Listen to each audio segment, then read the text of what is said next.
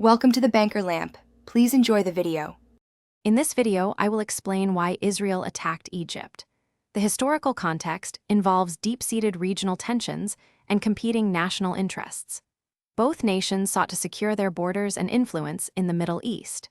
This period saw a complex interplay of political maneuvering and military readiness, setting the stage for significant conflict. Understanding these foundational elements is crucial to grasping the full picture of the events that unfolded. A critical turning point was Egypt's decision to close the Straits of Turin, a crucial international waterway.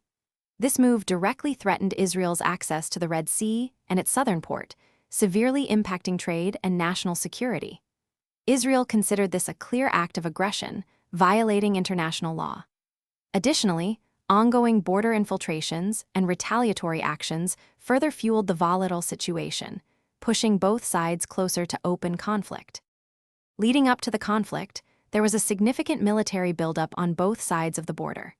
Egypt, along with its allies, amassed substantial troops and equipment, signaling a readiness for confrontation.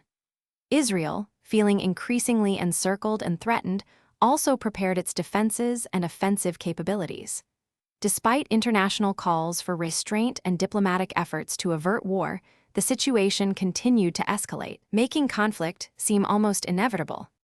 The conflict had profound and lasting consequences for both Israel and Egypt, as well as the broader Middle East.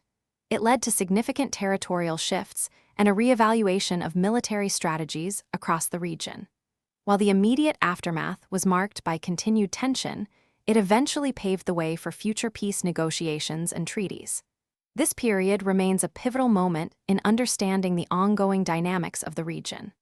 Also, check the description for a link to these amazing leak-proof meal prep containers and other great deals.